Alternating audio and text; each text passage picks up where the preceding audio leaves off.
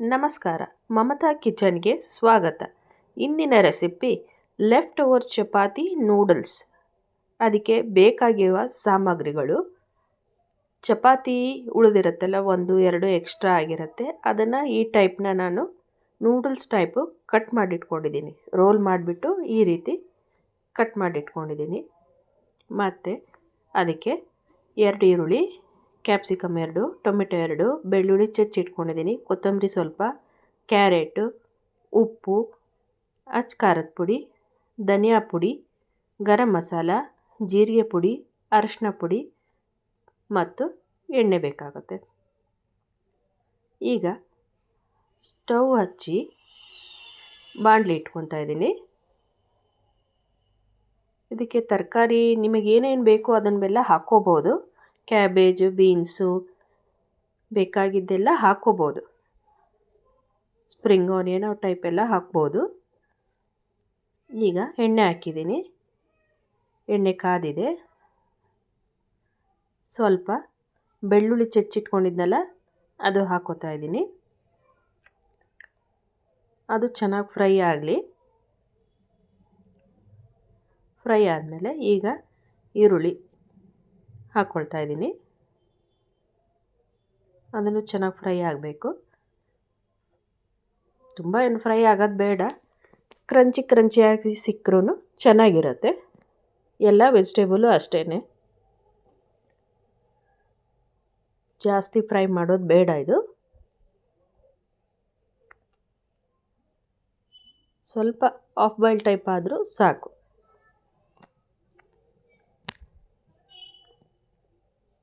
ನೋಡಿ, ಈ ಟೈಪ್ ಚೆನ್ನಾಗಿ ಫ್ರೈ ಆಗಬೇಕೆಲ್ಲನೂ.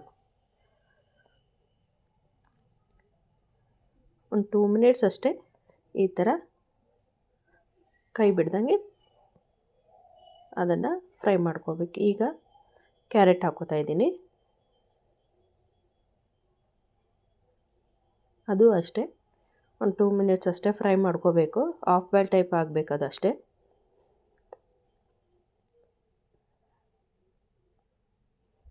ಮಕ್ಕಳು ಚಪಾತಿ ಉಳಿದ್ರೆ ಹಾಗೆ ಕೊಟ್ಟರೆ ತಿನ್ನೋದಿಲ್ಲ. ಈ ಟೈಪ್ ನೂಡಲ್ಸ್ ಟೈಪ್ ಮಾಡಿಕೊಟ್ಟೆ ಚೆನ್ನಾಗಿ ತಿಂತಾರೆ. ಟೇಸ್ಟಿನೂ ಇರುತ್ತೆ, ಹೆಲ್ತಿಗೂ ತುಂಬ ಒಳ್ಳೆಯದೇ ಇರುತ್ತೆ. ವೆಜಿಟೇಬಲ್ಲೂ ಸೇರುತ್ತೆ, ಚಪಾತಿನೂ ತಿನ್ನಿಸ್ದಂಗೆ ಅನಿಸುತ್ತೆ ಇದು. ಈಗ ಕ್ಯಾಪ್ಸಿಕಮ್ ಹಾಕ್ಕೋತಾ ಇದ್ದೀನಿ. ಇದು ಅಷ್ಟೇ ಸ್ವಲ್ಪ ಬೆಂದ್ಕೊಂಡ್ರೆ ಸಾಕು. ಆಫ್ ಬಾಯ್ಲ್ ಟೈಪ್ ಆದರೆ ಸಾಕು, ಕ್ರಂಚಿಯಾಗಿ ಇರಬೇಕು.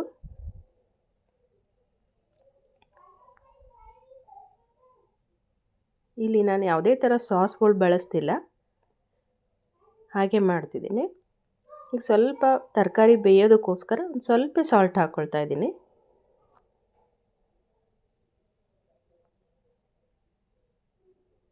ಸ್ವಲ್ಪ ಬೆಂದರೆ ಸಾಕು ಇದೆಲ್ಲ ತರಕಾರಿ. ಬೇಕಾದ ಬೇರೆ ಬೇರೆ ತರಕಾರಿನೂ ಆ್ಯಡ್ ಮಾಡ್ಕೋಬೋದು ಇದರಲ್ಲಿ. ಕ್ಯಾಪ್ಸಿಕಮ್ ಜೊತೆಗೆ ಬೀನ್ಸು, ಬಟಾಣಿ ಮತ್ತು ಕ್ಯಾಬೇಜು ಈ ಥರ ಆ್ಯಡ್ ಮಾಡ್ಕೋಬೋದು. ಈಗ ಟೊಮೆಟೊ ಹಾಕ್ಕೋತಾ ಇದ್ದೀನಿ.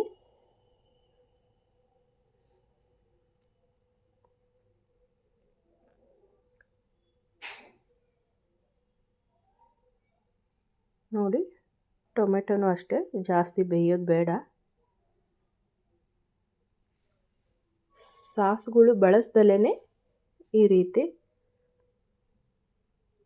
ಮಾಡ್ಕೊಳ್ಳೋದು ಒಳ್ಳೆಯದು.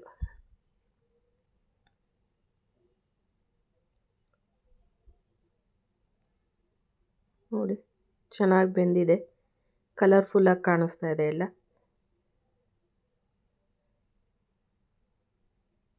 ಮಕ್ಕಳಿಗೆ ತಿನ್ನೋಕ್ಕೆ ತುಂಬ ಚೆನ್ನಾಗಿರುತ್ತೆ.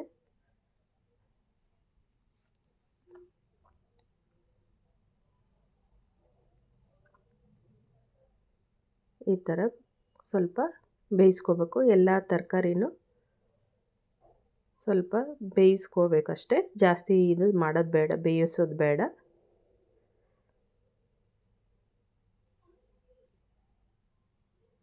ಈಗ ಒಂದು 1/2 ಟೀ ಸ್ಪೂನಷ್ಟು ಅರಿಶಿನ, ಮತ್ತು 1 ಟೇಬಲ್ ಸ್ಪೂನಷ್ಟು ರೆಡ್ ಚಿಲ್ಲಿ ಪೌಡರ್, ಧನಿಯಾ ಪೌಡರ್ 1 ಟೇಬಲ್ ಸ್ಪೂನಷ್ಟು, ಒಂದು ಹಾಫ್ ಟೀ ಸ್ಪೂನಷ್ಟು ಜೀರಾ ಪೌಡ್ರ್ ಹಾಕಿ ಮಿಕ್ಸ್ ಮಾಡ್ಕೊಳ್ಳೋಣ ಎಲ್ಲನೂ.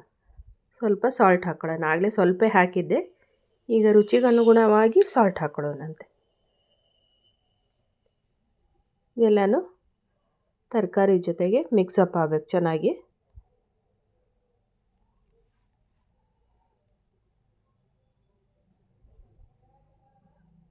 ಜೊತೆಗೆ ಇದರ ಸ್ಪ್ರಿಂಗ್ ಆನಿಯನ್ ಇದ್ರೂ ಹಾಕ್ಕೋಬೋದು, ಒಳ್ಳೆ ಟೇಸ್ಟ್ ಕೊಡುತ್ತೆ.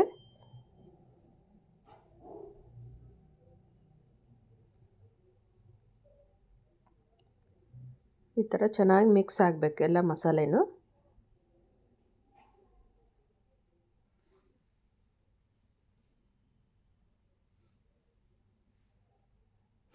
ಈಗೇನು ನಾವು ಚಪಾತಿನ ನೂಡಲ್ಸ್ ಟೈಪ್ ಕಟ್ ಮಾಡಿದ್ವಲ್ಲ, ಅದನ್ನು ಇದಕ್ಕೆ ಹಾಕಿ ಮಿಕ್ಸ್ ಮಾಡ್ಕೋತಾ ಇದ್ದೀನಿ.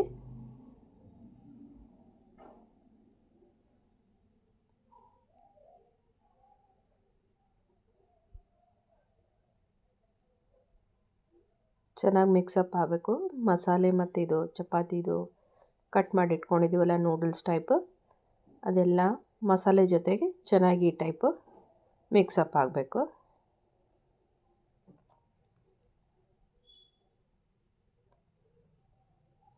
ನೋಡಿ ಎಷ್ಟು ಚೆನ್ನಾಗಿ ಕಾಣಿಸ್ತಾ ಇದೆ. ಈಗ ಆಪ್ಷನಲ್ ಇದು ಎಳ್ಳು, ಬಿಳಿ ಎಳ್ಳು ಆಪ್ಷನಲ್, ಬೇಕಾದರೆ ಹಾಕ್ಬೋದು. ಮಕ್ಕಳಿಗೆ ಅಟ್ರಾಕ್ಟಿವ್ ಆಗಿ ಕಾಣುತ್ತೆ ಅಂಥೇಳಿ ಸ್ವಲ್ಪ ನಾನು ಹಾಕ್ತಾಯಿದ್ದೀನಿ. ಟೇಸ್ಟ್ನೂ ಚೆನ್ನಾಗಿ ಬರುತ್ತೆ. ಮತ್ತು ಕೊತ್ತಂಬರಿ ಸೊಪ್ಪು ಹಾಕಿ ಮಿಕ್ಸ್ ಮಾಡ್ಕೊಳ್ಳೋಣ. ಈಗ ಸರ್ವಿಂಗ್ ಪ್ಲೇಟಿಗೆ ಸರ್ವ್ ಮಾಡಿದ್ದೀನಿ ನೋಡಿ. ಇದು ಒಳ್ಳೆ ರೆಸಿಪಿ, ಹೆಲ್ತಿ ರೆಸಿಪಿ ಇದು ಒಂದ್ಸಲ ಟ್ರೈ ಮಾಡಿ. ಇದೇ ಥರ ಮಮತಾ ಕಿಚನ್ ವೀಕ್ಷಿಸಿ ಈ ರೆಸಿಪಿ ಒಮ್ಮೆ ಟ್ರೈ ಮಾಡಿ ನೋಡಿ ಹೇಗಿದೆ ಅಂತ ಕಮೆಂಟ್ ಮಾಡಿ. ನಿಮಗೆ ಈ ವಿಡಿಯೋ ಇಷ್ಟವಾದಲ್ಲಿ ಲೈಕ್, ಶೇರ್, ಸಬ್ಸ್ಕ್ರೈಬ್ ಮಾಡಿ. Thank you for watching this video.